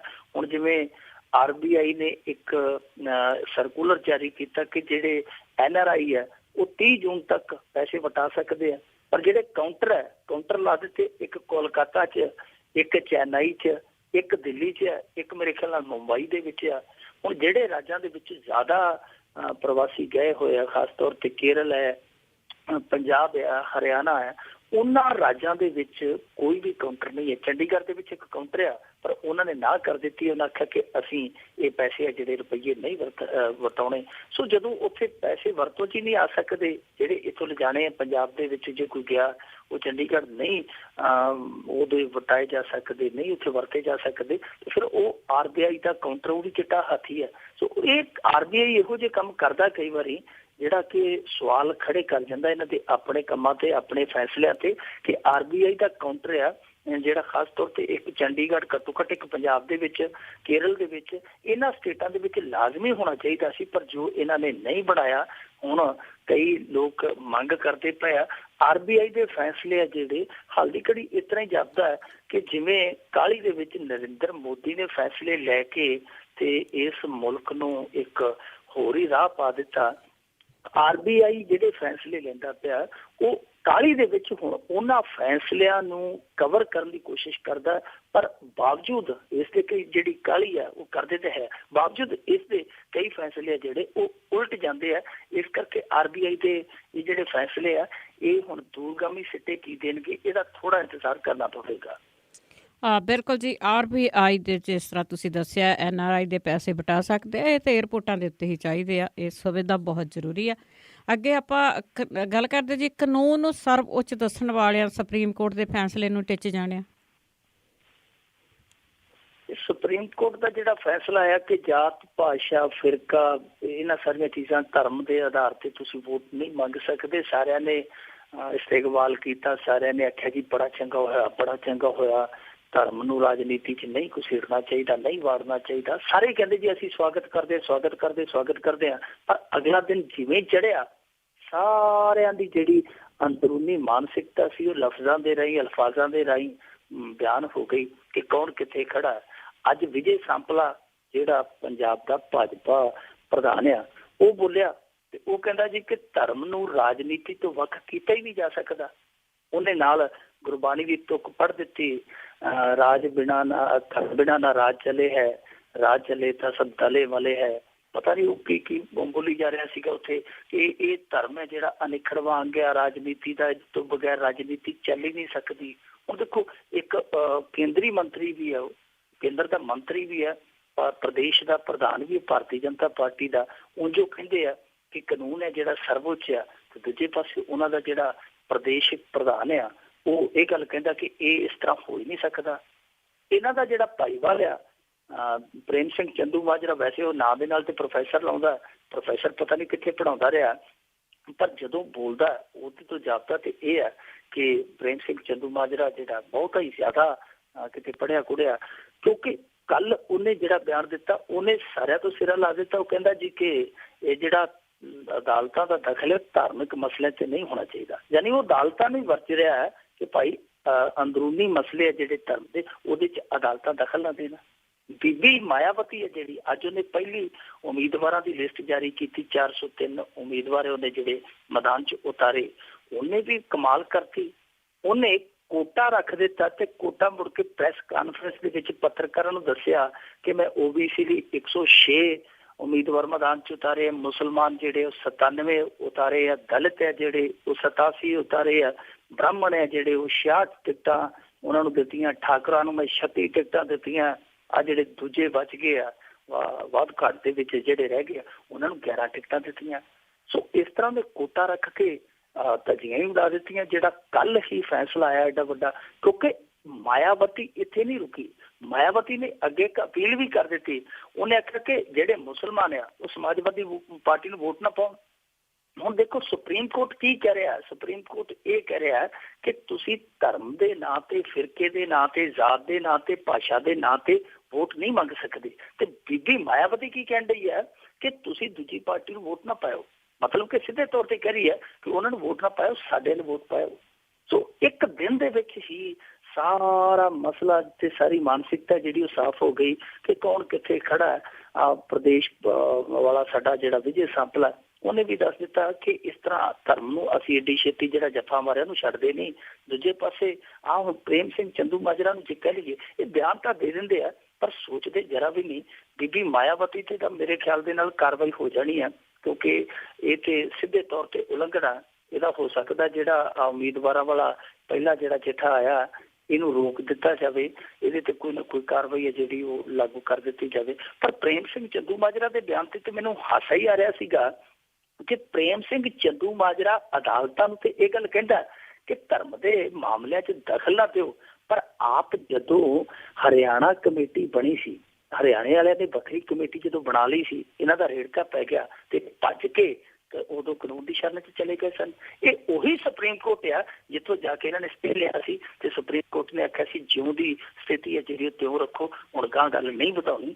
ਇਹ ਉਹੀ ਸੁਪਰੀਮ ਕੋਰਟ ਆ ਜਿਹਦੇ ਤੋਂ ਇਹ ਸਟੇ ਲਿਆ ਕੇ ਇਹਨਾਂ ਨੇ ਉਸ ਜਿਹੜੀ ਵੱਖਰੀ ਕਮੇਟੀ ਹਰਿਆਣਾ ਵਾਲੀ ਸੀ ਉਹਨੂੰ ਰੋਕਿਆ ਸੀ। ਹੁਣ ਕਹਿੰਦੇ ਕਿ ਧਰਮ ਦੇ ਮਾਮਲਿਆਂ 'ਚ ਦਖਲ ਨਹੀਂ ਦੇਣਾ ਚਾਹੀਦਾ। ਜਦੋਂ ਇਹਨਾਂ ਦੀ ਵਾਰੀ ਆਉਂਦੀ ਹੈ ਉਦੋਂ ਕਾਨੂੰਨ ਸਰਵਉੱਚ ਹੋ ਜਾਂਦਾ, ਜਦੋਂ ਗੱਲ ਇਹਨਾਂ ਦੇ ਉਲਟ ਜਾਂਦੀ ਹੈ ਉਦੋਂ ਕਾਨੂੰਨ ਨੂੰ ਇਹ ਤਾੜਨਾ ਕਰਦੇ ਆ ਕਿ ਖਬਰਦਾਰ ਸਾਡੇ ਮਾਮਲਿਆਂ 'ਚ ਦਖਲ ਨਾ ਦੇਈ। ਹਾਂ ਬਿਲਕੁਲ ਜੀ, ਕਿਉਂਕਿ ਬਹੁਤ ਸਾਰਾ ਇਹਨਾਂ ਨੇ ਕੰਮ ਕੀਤਾ ਆ ਜਾਤ ਪਾਤ ਨੂੰ ਵਧਾਉਣ ਦਾ ਜਾਂ ਸਟੈਚੂ ਲਾਉਣ ਦਾ ਥਾਂ ਥਾਂ ਤੇ ਹੁਣ ਜਦੋਂ ਕਹਿੰਦੇ ਫਸਲ ਵੱਢਣ ਦੀ ਵਾਰੀ ਆਈ ਹੈ ਤਾਂ ਕਿੱਥੇ ਮੰਨਣਗੇ। ਤਾਂ ਅੱਗੇ ਆਪਾਂ ਗੱਲ ਕਰਦੇ ਹਾਂ ਹੋਟਲ ਰੈਸਟੋਰੈਂਟਾਂ ਵਿੱਚ ਸਰਵਿਸ ਟੈਕਸ ਨੂੰ ਲੈ ਕੇ ਰੇੜਕਾ ਪਿਆ। ਆਹ ਗੱਲ ਜਿਵੇਂ ਆਪਾਂ ਪਿੱਛੇ ਕਰਕੇ ਹਟੇ ਆ ਕਿ ਅਸਪਸ਼ਟਤਾ ਰਹਿ ਜਾਂਦੀ ਹੈ ਕਿਤੇ ਨਾ ਕਿਤੇ। ਜਿਹੜੇ ਵੀ ਫੈਸਲੇ, ਜਿਹੜੇ ਵੀ ਇਸ ਤਰ੍ਹਾਂ ਦੇ ਦਿਸ਼ਾ ਨਿਰਦੇਸ਼ ਆਉਂਦੇ ਆ ਉਹ ਕਿਤੇ ਨਾ ਕਿਤੇ ਅਸਪਸ਼ਟਤਾ ਦਾ ਸ਼ਿਕਾਰ ਹੋ ਕੇ ਅਮਲ ਦੇ ਵਿੱਚ ਆਉਣ ਤੋਂ ਪਹਿਲਾਂ ਹੀ ਸ਼ੱਕੀ ਹੋ ਜਾਂਦੇ ਆ। ਇਹਨਾਂ ਨੇ ਕੱਲ ਕੇਂਦਰ ਵਾਲਿਆਂ ਨੇ ਇਹ ਐਲਾਨ ਕਰ ਦਿੱਤਾ ਸੀ, ਇਹ ਲੋਕਾਂ ਦੇ ਵਿੱਚ ਸੂਚਨਾ ਦੇ ਤੌਰ ਤੇ ਪੇਸ਼ ਕੀਤਾ ਸੀਗਾ ਕਿ ਜਿਹੜਾ ਤੁਸੀਂ ਹੋਟਲਾਂ ਤੇ ਰੈਸਟੋਰੈਂਟਾਂ ਦੇ ਵਿੱਚ ਜਾ ਕੇ ਖਾਣਾ ਬਾਣਾ ਖਾਂਦੇ ਹੋ, ਤੁਹਾਨੂੰ ਜਿਹੜਾ ਸਰਵਿਸ ਟੈਕਸ ਉਹ ਲਾਉਂਦੇ ਆ ਉਹ ਤੁਹਾਡੀ ਮਰਜ਼ੀ ਤੇ ਡਿਪੈਂਡ ਆ, ਤੁਸੀਂ ਦਿਓ ਜਾਂ ਨਾ ਦਿਓ। ਇਹ ਬੜੀ ਦਿਲਚਸਪ ਤੇ ਹਾਸੋਹੀਣੀ ਜੀ ਗੱਲ ਸੀ ਕਿ ਦਿਓ ਜਾਂ ਨਾ ਦਿਓ ਤੁਹਾਡੀ ਮਰਜ਼ੀ ਹੈ। ਕਿ ਹੁਣ ਗਾਹਕ ਹੈ ਜਿਹੜਾ ਉਹ ਕਿਵੇਂ ਆਪਣੀ ਮਰਜ਼ੀ ਦੇਊਗਾ ਕਿ ਮੈਨੂੰ ਇੰਨੇ ਪੈਸੇ ਵੱਧ ਦੇਣੇ ਪਵੇ। ਮਸਲਾ ਇਹ ਹੈ ਕਿ ਜਿਵੇਂ 4000 ਰੁਪਏ ਦਾ ਕਿਸੇ ਦਾ ਕੋਈ ਖਾਣੇ ਦਾ ਬਿੱਲ ਬਣਿਆ ਤੇ 300 ਰੁਪਇਆ 250 ਰੁਪਇਆ ਰੈਸਟੋਰੈਂਟ ਵਾਲੇ ਨਾਲ ਸਰਵਿਸ ਟੈਕਸ ਵੀ ਲਾ ਦਿੰਦੇ ਆ। ਵੱਡੇ ਸ਼ਹਿਰਾਂ ਦੇ ਵਿੱਚ ਤੇ ਜ਼ਿਆਦਾ ਲੱਗ ਜਾਂਦਾ। ਹੁਣ ਗਾਹਕ ਕਦੋਂ ਚਾਹੇਗਾ ਕਿ ਉਹਦਾ 300-400 ਰੁਪਇਆ ਜਿਹੜਾ ਉਹ ਜੇਬ ਦੇ ਵਿੱਚ ਵੱਧ ਜਾਵੇ? ਉਹ ਤਾਂ ਕਹੇਗਾ ਕਿ ਮੈਂ ਸਰਵਿਸ ਟੈਕਸ ਨਹੀਂ ਦੇਣਾ। ਅੱਜ ਇਹ ਐਲਾਨ ਹੋ ਗਿਆ ਇਹਨਾਂ ਦੀ ਐਸੋਸੀਏਸ਼ਨ ਵੱਲੋਂ, ਜਿਹੜੀ ਰੈਸਟੋਰੈਂਟ ਐਸੋਸੀਏਸ਼ਨ ਹੈ, ਉਹਨਾਂ ਨੇ ਕਿਹਾ ਕਿ ਭਾਈ ਜਿੰਨੇ ਸਰਵਿਸ ਟੈਕਸ ਨਹੀਂ ਦੇਣਾ ਉਹ ਖਾਣਾ ਖਾਣ ਹੀ ਨਾ ਹੋ। ਜੇ ਤੁਸੀਂ ਖਾਣਾ ਖਾਣਾ ਤੇ ਸਰਵਿਸ ਟੈਕਸ ਤੁਹਾਨੂੰ ਦੇਣਾ ਪਏਗਾ। ਉਹ ਕਹਿੰਦੇ ਕਿ ਭਾਈ ਸਾਡੇ ਕੋਲ ਆਓ, ਜਿੱਥੇ ਤੁਹਾਨੂੰ ਸਰਵਿਸ ਟੈਕਸ ਨਹੀਂ ਦੇਣਾ ਪੈਂਦਾ ਤੁਸੀਂ ਜਾ ਕੇ ਉੱਥੇ ਖਾਣਾ ਖਾ ਲਓ। ਹੁਣ ਇੱਕ ਦਿਨ ਦੇ ਵਿੱਚ ਇਸ ਤਰ੍ਹਾਂ ਦੇ ਦੋ ਫੈਸਲੇ ਆ ਗਏ। ਇੱਕ ਕੇਂਦਰ ਵੱਲੋਂ ਕਿ ਭਾਈ ਇਹ ਗਾਹਕ ਦੀ ਕਹਿ ਸਕਦੇ ਹਾਂ ਕਿ ਅਧਿਕਾਰ ਖੇਤਰ ਦੀ ਗੱਲ ਆ, ਜਿਹਦੇ 'ਚ ਉਹ ਸਰਵਿਸ ਟੈਕਸ ਦੇਵੇ ਜਾਂ ਨਾ ਦੇਵੇ ਉਹਦਾ ਰਾਈਟ ਹੈ। ਦੂਜੇ ਪਾਸੇ ਉਹ ਐਸੋਸੀਏਸ਼ਨ ਵਾਲੇ ਕਹਿੰਦੇ ਆ ਕਿ ਸਾਡਾ ਵੀ ਰਾਈਟ ਆ, ਅਸੀਂ ਖਾਣਾ ਖਵਾਈਏ ਜਾਂ ਨਾ ਖਵਾਈਏ, ਅਸੀਂ ਸਰਵਿਸ ਟੈਕਸ ਲੈਣਾ ਹੀ ਆ। ਹੁਣ ਇਹਦੇ 'ਚ ਬੜੀ ਗੱਲ ਇਹ ਕਿ ਪੇਚੀਦਗੀ ਵਾਲੀ ਗੱਲ ਇਹ ਹੈ ਕਿ ਹੁਣ ਤੈਅ ਕੌਣ ਕਰੇ ਕਿ ਸਰਵਿਸ ਟੈਕਸ ਬਣਦਾ ਜਾਂ ਨਹੀਂ ਬਣਦਾ? ਤੈਅ ਕਰਨਾ ਸਰਕਾਰ ਨੇ। ਪਰ ਇੱਥੇ ਦੋਵਾਂ ਤੇ ਜਿਵੇਂ ਕਹਿ ਲਈਏ ਦੋਵਾਂ ਤੇ ਲਿਹਾਜ਼ ਪਾਲ ਲਈ ਗਈ ਹੈ। ਗਾਹਕ ਨੂੰ ਉਹਦੇ ਹੱਕ ਪ੍ਰਤੀ ਚੇਤਨ ਕਰ ਦਿੱਤਾ ਗਿਆ ਤੇ ਰੈਸਟੋਰੈਂਟ ਵਾਲਿਆਂ ਨੂੰ ਕਹਿ ਦਿੱਤਾ ਕਿ ਤੁਸੀਂ ਆਪਣਾ ਖਿੱਚ ਕੇ ਰੱਖੋ ਕੰਮ। ਹੁਣ ਦੇਖੋ ਫੈਸਲਾ ਕੌਣ ਕਰੇਗਾ? ਸਰਵਿਸ ਟੈਕਸ ਅਸਲ ਦੇ ਵਿੱਚ ਉਹ ਟੈਕਸ ਆ ਜਿਹੜਾ ਕਿ ਗਾਹਕ ਕਿਸੇ ਸਰਵਿਸ ਤੋਂ ਖੁਸ਼ ਹੋ ਕੇ ਦਿੰਦਾ। ਮਸਲਨ ਕਿਸੇ ਹੋਟਲ ਨੇ, ਰੈਸਟੋਰੈਂਟ ਨੇ ਉਹਨਾਂ ਨੂੰ ਸਰਵਿਸ ਬੜੀ ਆਲਾ ਦਰਜੇ ਦੀ ਦਿੱਤੀ ਹੈ, ਖੁਸ਼ ਹੋ ਕੇ ਸਰਵਿਸ ਟੈਕਸ ਪੇ ਕਰਦੇ ਆ। ਹੁਣ ਇਹ ਗਾਹਕ ਕਿਵੇਂ ਤੈਅ ਕਰੇਗਾ ਜਾਂ ਰੈਸਟੋਰੈਂਟ ਕਿਵੇਂ ਤੈਅ ਕਰੇਗਾ ਕਿ ਗਾਹਕ ਨੂੰ ਪਸੰਦ ਆਈ ਕਿ ਨਹੀਂ ਸਰਵਿਸ ਆਈ? ਉਹ ਤੇ ਜਿੰਨੀ ਮਰਜ਼ੀ ਸੇਵਾ ਵਧੀਆ ਦੇ ਦੇਣਗੇ ਤੇ ਗਾਹਕ ਨੇ ਕਹਿ ਦੇਣਾ ਨਹੀਂ ਇਹਦੇ 'ਚ ਕਮੀ ਸੀ, ਮੈਂ ਸਰਵਿਸ ਟੈਕਸ ਨਹੀਂ ਦਿੰਦਾ, ਉੱਥੇ ਰੇੜਕਾ ਪੈ ਗਿਆ। ਜਾਂ ਉਹ ਕਹਿਣਗੇ ਭਾਈ ਸਾਡੀ ਸਰਵਿਸ ਵਧੀਆ, ਸਾਨੂੰ ਤੇ ਸਰਵਿਸ ਟੈਕਸ ਦਿਓ। ਸੋ ਇਹ ਦੋਵਾਂ ਦੀ ਜਿਹੜੀ ਆਪਸ ਦੇ ਵਿੱਚ ਖਿੱਚੋਤਾਣ ਵਾਲੀ ਇੱਕ ਤਰ੍ਹਾਂ ਨਾਲ ਕਹਿ ਲਈਏ ਕਿ ਇਹਨਾਂ ਨੇ ਜੜ ਲਾ ਦਿੱਤੀ ਹੈ। ਉਹਦੇ ਵਿੱਚ ਕੁਛ ਵੀ ਸਪਸ਼ਟ ਨਹੀਂ ਕੀਤਾ। ਹੁਣ ਸਾਰੇ ਪਾਸੇ ਇਹੋ ਹਾਕਾਰ ਮੱਚੀ ਪਈ ਹੈ ਕਿ ਕੱਲ ਨੂੰ ਝਗੜੇ ਦਾ ਕਾਰਨ ਬਣੇਗਾ। ਹਾਲੇ ਵੀ ਕੇਂਦਰ ਸਰਕਾਰ ਨੇ ਉੱਤੋਂ ਕੋਈ ਵੀ ਇਹੋ ਜਿਹਾ ਦਿਸ਼ਾ ਨਿਰਦੇਸ਼ ਨਹੀਂ ਦਿੱਤਾ ਜਿਹਦੇ 'ਚ ਕੁਛ ਨਾ ਕੁਝ ਸਪਸ਼ਟਤਾ ਹੋਵੇ, ਕੁਝ ਨਾ ਕੁਝ ਗੱਲ ਸਾਫ਼ ਹੋਵੇ। ਹੁਣ ਸਾਰੇ ਹੀ ਦੁਚਿੱਤੀ 'ਚ ਆ ਕਿ ਗਾਂ ਸਰਵਿਸ ਟੈਕਸ ਦੇ ਮਸਲੇ ਤੇ ਜਿਹੜਾ ਇਹ ਬਖੇੜਾ ਕਿੱਥੋਂ ਤੱਕ ਜਾਏਗਾ। ਹੁਣ ਕੌਣ ਤੈਅ ਕਰੇਗਾ ਕਿ ਸਰਵਿਸ ਚੰਗੀ ਸੀ, ਉਹਦਾ ਟੈਕਸ ਬਣਦਾ ਜਾਂ ਨਹੀਂ ਬਣਦਾ? ਹੁਣ ਕੌਣ ਤੈਅ ਕਰੇਗਾ ਕਿ ਗਾਹਕ ਨੇ ਸਰਵਿਸ ਟੈਕਸ ਨਹੀਂ ਦੇਣਾ? ਇਹ ਉਹਦੀ ਮਰਜ਼ੀ ਤੇ ਡਿਪੈਂਡ ਆ। ਸਾਰੀਆਂ ਚੀਜ਼ਾਂ ਹਾਲ ਦੀ ਘੜੀ ਦੇ ਚਿੱਤੀ ਜੀ ਹੈ ਜੀ। ਤੇ ਅੱਗੇ ਆਪਾਂ ਗੱਲ ਕਰਦੇ ਹਾਂ ਜੀ ਮੋਹਾਲੀ ਸੀਟ ਦੀ। ਮੋਹਾਲੀ ਸੀਟ ਤੋਂ ਅਕਾਲੀ ਦਲ ਨੇ ਤੇਜਿੰਦਰਪਾਲ ਸਿੰਘ ਸਿੱਧੂ ਨੂੰ ਮੈਦਾਨ 'ਚ ਉਤਾਰਿਆ। ਤੇਜਿੰਦਰਪਾਲ ਸਿੰਘ ਸਿੱਧੂ ਕੱਲਾ ਨਾਮ ਦਾ ਹੀ ਸਿੱਧੂ ਨਹੀਂ ਜੀ, ਸਿੱਧੂ ਨੇ ਕਈ ਹੋਰ ਵੀ ਗੱਲਾਂ ਜਿਹੜੀਆਂ ਸਿੱਧੀਆਂ ਕਰ ਦਿੱਤੀਆਂ ਕਿ ਜਵਾਈਆਂ ਦੀ ਚਾਂਦੀ ਹੈ ਇਸ ਚੋਣ ਦੇ ਵਿੱਚ ਜੀ। ਖਾਸ ਤੌਰ ਤੇ ਆਦੇਸ਼ ਪ੍ਰਤਾਪ ਸਿੰਘ ਕੈਰੋ ਹੈ, ਉਹਦਾ ਕਹਿ ਲਈਏ ਕਿ ਸਾਲਾ ਸਾਹਿਬ ਹੈ ਜਿਹੜਾ, ਉਹ ਵੀ ਚੋਣ ਦੇ ਵਿੱਚ ਉਤਰੇਗਾ। ਇੱਧਰੋਂ ਇਹ ਜਿਹੜਾ ਸਿੱਧੂ ਸਾਹਿਬ ਹੈ ਇਹ ਢੀਂਡਸੇ ਦਾ ਜਵਾਈ ਹੈ, ਇਹਦਾ ਵੀ ਸਾਲਾ ਜਿਹੜਾ ਪਰਮਿੰਦਰ ਸਿੰਘ ਢੀਂਡਸਾ ਵੀ ਮੈਦਾਨ ਦੇ ਵਿੱਚ ਉਤਰੇਗਾ। ਲੋਕੀ ਕਹਿੰਦੇ ਸਨ ਕਿ ਜਾਣਬੁੱਝ ਕੇ ਸੁਖਦੇਵ ਢੀਂਡਸਾ ਹਰਾ ਦਿੱਤਾ। ਮੈਨੂੰ ਲੱਗਦਾ ਕਿ ਉਹਦਾ ਮੁੱਲ ਮੋੜਿਆ ਗਿਆ, ਐਤਕੀ ਦੂਣਾ ਕਰਕੇ ਮੋੜਿਆ ਗਿਆ। ਪੁੱਤਰ ਨੂੰ ਵੀ ਟਿਕਟ ਤੇ ਜਵਾਈ ਨੂੰ ਵੀ ਟਿਕਟ, ਔਰ ਜਵਾਈ ਨੂੰ ਮੇਰੇ ਖਿਆਲ ਦੇ ਨਾਲ ਅਸਤੀਫਾ ਦਵਾਇਆ ਗਿਆ। ਪਰਸੋਂ ਅਸਤੀਫਾ ਹੋਇਆ ਉਹਦਾ ਤੇ ਅੱਜ ਹੀ ਉਹਨੂੰ ਟਿਕਟ ਦੇ ਦਿੱਤੀ ਗਈ ਹੈ। ਦਿਲਚਸਪ ਗੱਲ ਇਹ ਹੈ ਕਿ ਇਹ ਸਿੱਧੂ ਹੈ ਜਿਹੜਾ, ਉਹ ਇਸੇ ਮੋਹਾਲੀ ਦੇ ਵਿੱਚ ਡਿਪਟੀ ਕਮਿਸ਼ਨਰ ਦੇ ਤੌਰ ਤੇ ਵੀ ਕੰਮ ਕਰਦਾ ਰਿਹਾ। ਇਹ ਪਤਾ ਨਹੀਂ ਕੀ ਸਾਡੇ ਇੱਥੋਂ ਦੇ ਬਿਊਰੋਕਰੇਟਸ ਹੈ ਜਿਹੜੇ, ਉਹਨਾਂ ਨੂੰ ਲਲਕ ਉੱਠੀ ਹੈ ਕਿ ਭੱਜ ਕੇ ਸਿਆਸਤ ਨੂੰ ਆਉਂਦੇ। ਪਤਾ ਨਹੀਂ ਸਿਆਸਤ ਮਿੱਠਾ ਮੇਵਾ ਹੈ ਜਾਂ ਸਿਆਸਤ ਜਿਹੜੀ ਹੈ ਉਹਨਾਂ ਨੂੰ ਖਿੱਚ ਕੇ ਇੱਧਰ ਨੂੰ ਲੈ ਆਉਂਦੀ, ਬਦੋਬਦੀ ਖਿੱਚ ਕੇ ਲੈ ਆਉਂਦੀ ਹੈ। ਸਾਡੇ ਕਿੰਨੇ ਹੀ ਅਫਸਰ ਐਤਕੀ ਜਿਹੜੇ ਚੋਣ ਮੈਦਾਨ ਦੇ ਵਿੱਚ ਉਤਰਨਗੇ, ਜਿਸ ਤਰ੍ਹਾਂ ਦਰਬਾਰਾ ਸਿੰਘ ਗੁਰੂ ਹੈ, ਕੁਲਦੀਪ ਸਿੰਘ ਵੈਦ ਹੈ, ਸੱਜਣ ਸਿੰਘ ਚੀਮਾ ਸੀ, ਹੋਰ ਵੀ ਬਹੁਤ ਸਾਰੇ ਹੈ ਜੇ ਗਣਾਏ ਆਪਾਂ ਗਿਣੀਏ ਤੇ ਮੇਰੇ ਖਿਆਲ ਦੇ ਨਾਲ ਅਮਰ ਸਿੰਘ ਰਾਏਕੋਟ ਤੋਂ ਆ, ਉਹ ਬਹੁਤ ਸਾਰੇ ਆ ਜਿਹੜੇ ਆਪਣੇ ਸਮੇਂ 'ਚ ਪ੍ਰਸ਼ਾਸਕੀ ਤੇ ਜਾਂ ਪੁਲਿਸ ਅਧਿਕਾਰੀ ਰਹੇ ਆ। ਉਹ ਅਧਿਕਾਰੀ ਹੁਣ ਆ ਕੇ ਤੇ ਉਮੀਦਵਾਰ ਬਣਨਗੇ। ਕੋਈ ਕਾਂਗਰਸ ਵੱਲੋਂ ਆ, ਕੋਈ ਆਮ ਆਦਮੀ ਪਾਰਟੀ ਵੱਲੋਂ, ਕੋਈ ਅਕਾਲੀਆਂ ਵੱਲੋਂ ਆ।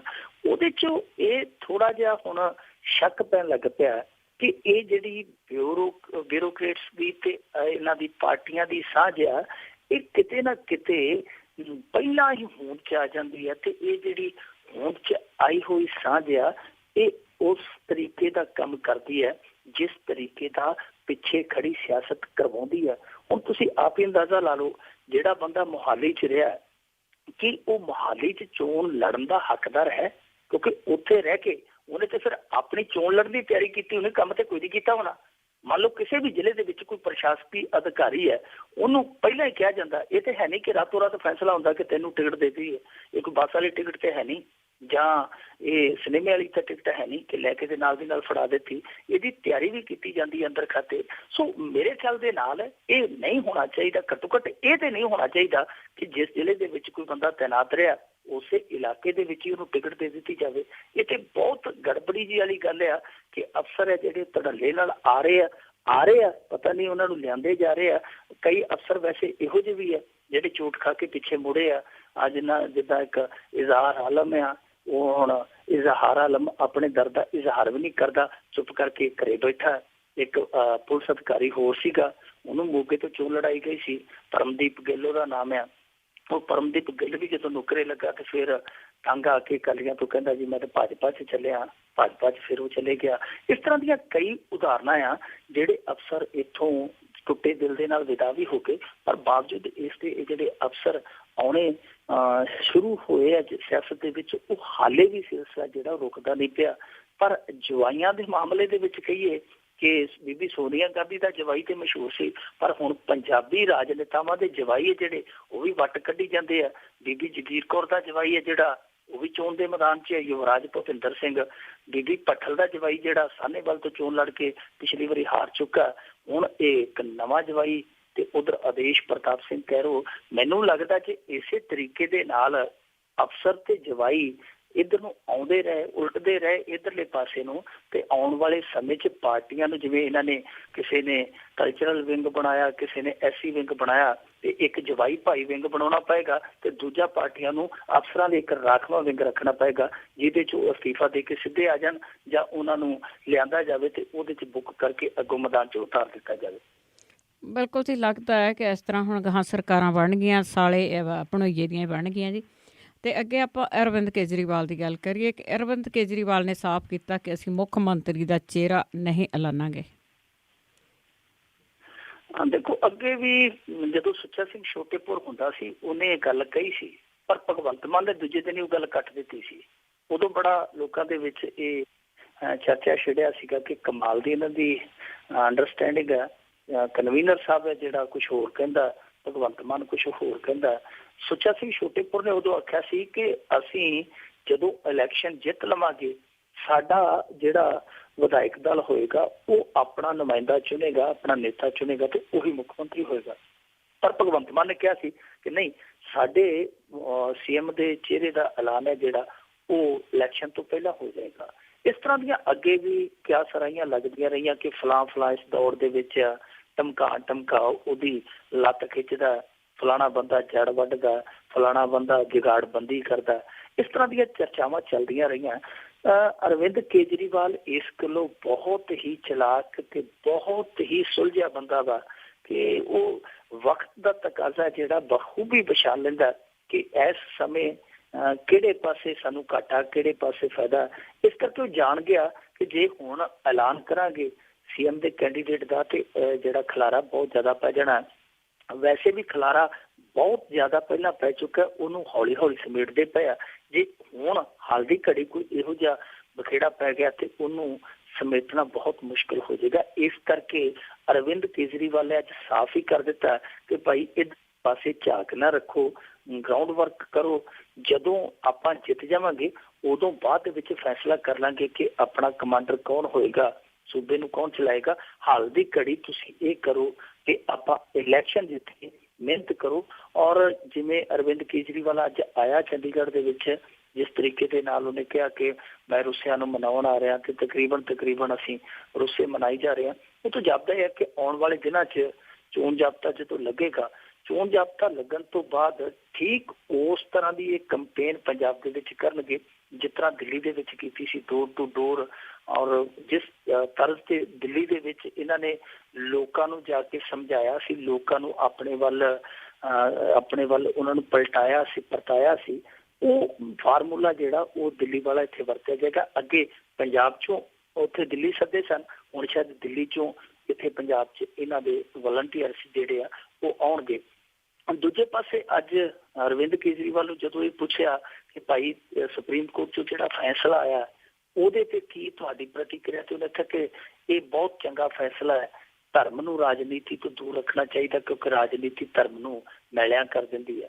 ਸੋ ਇਹ ਚੰਗੀ ਗੱਲ ਹੈ ਕਿ ਉਹਨਾਂ ਨੇ ਸਵਾਗਤ ਕੀਤਾ, ਪਰ ਆਪ ਵੀ ਗਾਹੇ ਬਗਾਏ ਉਹ ਧਾਰਮਿਕ ਬੰਦਿਆਂ ਨੂੰ ਮਿਲਾਉਂਦੇ ਆ।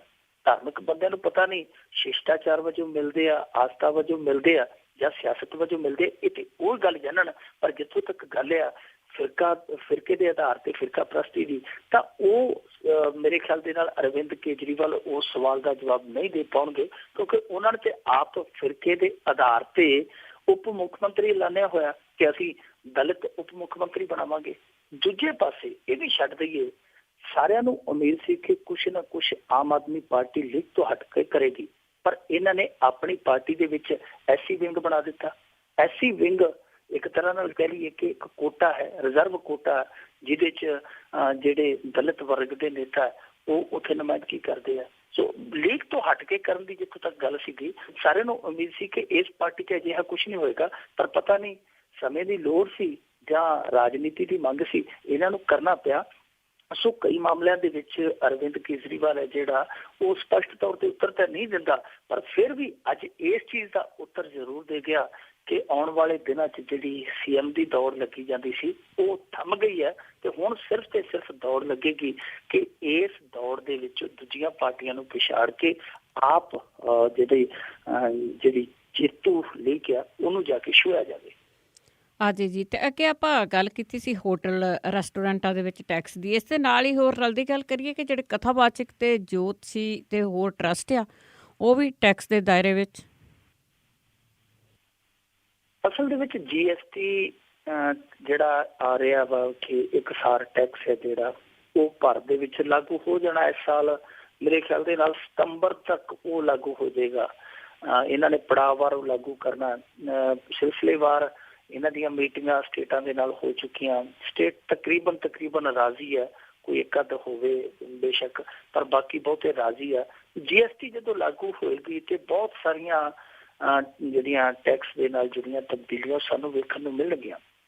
ਹੁਣ ਸੁਣਨ ਦੇ ਵਿੱਚ ਇਹ ਆ ਰਿਹਾ ਵਾ ਕਿ ਇਹ ਤਿਆਰੀ ਕਰਨ ਡਏ ਆ, ਇੱਕ ਤੇ ਜਿਹੜੇ ਪ੍ਰਚਾਰਕ ਆ, ਦੂਸਰੇ ਜੋਤਸ਼ੀ ਆ, ਤੀਜੇ ਆ ਜਿਹੜੇ ਟਰਸਟ ਆ, ਇਹਨਾਂ ਨੂੰ ਟੈਕਸ ਦੇ ਦਾਇਰੇ 'ਚ ਲਿਆਂਦਾ ਜਾਵੇ। ਤੇ ਮੈਂ ਕਹਾਂਗਾ ਕਿ ਬਹੁਤ ਚੰਗਾ ਤੇ ਸਾਰਥਕ ਕਦਮ ਆ, ਕਿਉਂਕਿ ਦੇਖੋ ਜਿਹੜਾ ਕੋਈ ਵੱਡੇ ਸ਼ਹਿਰ ਦੇ ਵਿੱਚ ਤਗੜਾ ਜੋਤਸ਼ੀ ਜਿਹੜਾ ਕੰਪਿਊਟਰ ਤੇ ਕੁੰਡਲੀਆਂ ਬਣਾਉਂਦਾ ਹੈ, ਉਹਦੀ ਕਮਾਈ ਤੇ ਮੇਰੇ ਖਿਆਲ ਦੇ ਨਾਲ ਹਾਈ ਕੋਰਟ ਦੇ ਵਕੀਲ ਤੋਂ ਵੀ ਜ਼ਿਆਦਾ ਹੋਣੀ ਹੈ। ਪਰ ਉਹ ਇਹ ਕਹਿ ਦਿੰਦਾ ਕਿ ਮੈਂ ਤੇ ਧਰਮ ਕਰਨ ਦਾ ਕੰਮ ਕਰਨ ਡਿਆ ਜੀ। ਧਰਮ ਕਰਨ ਦੇ ਨਾਂ ਤੇ ਉਹ ਕਮਾਈ ਆਪਦੀ ਕਰੀ ਜਾਂਦਾ। ਇੱਥੇ ਸਾਡੇ ਪੰਜਾਬ ਦੇ ਵਿੱਚ ਤੁਸੀਂ ਵੇਖਿਆ ਹੋਣਾ, ਬਾਬੇ ਆਉਂਦੇ ਆ ਠੀਕ ਉਸੇ ਤਰ੍ਹਾਂ ਹੀ ਆਉਂਦੇ ਆ ਜਿਸ ਤਰ੍ਹਾਂ ਕਲਾਕਾਰ ਸਟੇਜ ਲਾਉਣ ਆਉਂਦੇ ਆ। ਸਟੇਜ ਲਾਉਣ ਤੋਂ ਪਹਿਲਾਂ ਉਹ ਸਟੇਜ ਦੇ ਪਿਛਲੇ ਪਾਸੇ ਜਾ ਕੇ ਪਹਿਲਾਂ ਪੈਸੇ ਗਿਣਦੇ ਥੁੱਕ ਲਾ ਕੇ, ਮੁੜ ਕੇ ਉਹ ਸਟੇਜ ਤੇ ਚੜ੍ਹ ਕੇ ਧਾਰਨਾ ਲਾਉਂਦੇ ਆ ਜੀ। ਇਹ ਵੀ ਤੇ ਇੱਕ ਵਪਾਰ ਹੈ ਨਾ। ਪਰ ਨਾ ਪੁੱਛਿਓ, ਕਹਿੰਦੇ ਜੀ ਅਸੀਂ ਤੇ ਸੇਵਾ ਕਰਦੇ ਆ, ਅਸੀਂ ਤੇ ਲੋਕਾਈ ਦੀ ਸੇਵਾ ਕਰਦੇ ਹਾਂ, ਅਸੀਂ ਤੇ ਧਰਮ ਦਾ ਪ੍ਰਚਾਰ ਕਰਦੇ ਹਾਂ। ਪਰ ਕੰਮ ਉਹ ਜਿਹੜਾ ਉਹਦੇ ਬਦਲੇ ਉਹ ਫੀਸ ਵਸੂਲਦੇ ਆ, ਉਹ ਭੇਟਾ ਜਿਹਨੂੰ ਕਹਿ ਦਿੰਦੇ ਆ, ਉਹ ਭੇਟਾ ਲੈਂਦੇ ਆ।